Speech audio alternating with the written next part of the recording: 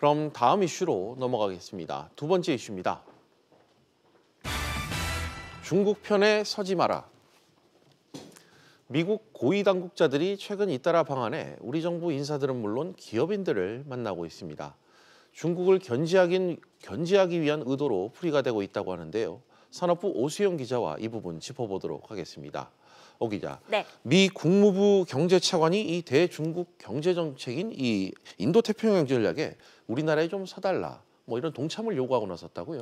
네, 그렇습니다. 크라크 차관은 어제 중국이 미국에 부정적 영향을 끼치고 있고 또 인도태평양 지역의 안보를 위협하고 있다고 말했습니다. 네. 그러면서 한미 관계는 인도태평양 지역의 안보 추구에 핵심 기둥 역할을 한다고 덧붙였는데요.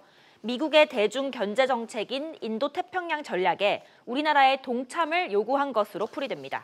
그렇군요. 또 이 최근 협정문이 타결된 영내 포괄적 경제 동반자 협정, RCEP이라고 불렀죠. 이를 두고도 미국의 견제 움직임이 있었다고요?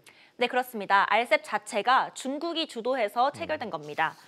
여기에 지난 5일 태국 방콕에서 RCEP 협정문이 타결되자 중국의 영향력 증가, 또 미국의 영향력 감소를 우려하는 표정이 역력한 모습입니다. 그래서 미국은 앞서 말씀드린 인도태평양 전략을 추진하고 있는데요. 네.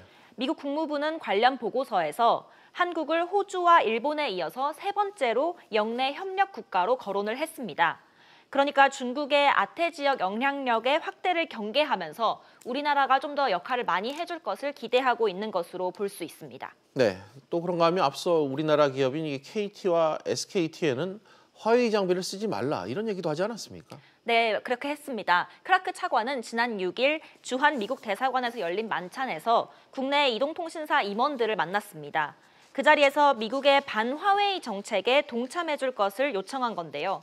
크라크 차관은 방한 일정 동안에 5G 통신망 구축 사업에 화웨이를 들인다면 그건 국가 안보를 위협하는 일이라고 강조해 오기도 했습니다. 중국 화웨이가 통신 장비를 이용해서 스파이 활동을 할 수도 있다는 건데요. 현재 국내 이통사 중에서는 LG U+가 유일하게 화웨이 장비를 쓰고 있습니다. KT와 SK텔레콤은 삼성이나 에릭슨 등 다른 회사의 장비를 쓰고 있는데요. 공교롭게도 이날 만찬에는 화웨이 장비를 사용하고 있는 LG U+ 측의 임원만 참석하지 않은 것으로 알려졌습니다. 네. 이렇게 봤을 때 지금 우리나라가 미중 패권 전쟁의 미묘한 위치에 끼어 있다는 점이 좀 분명해지고 있습니다. 특히 화웨이에 대한 미국의 배제 전략은 우리 대기업들에게도 직접적인 영향을 미칠 수 있는 사안이기 때문에 앞으로 사태가 어떻게 돌아갈지에 대해서 관심이 집중되고 있습니다. 네, 오 기자 잘 들었습니다.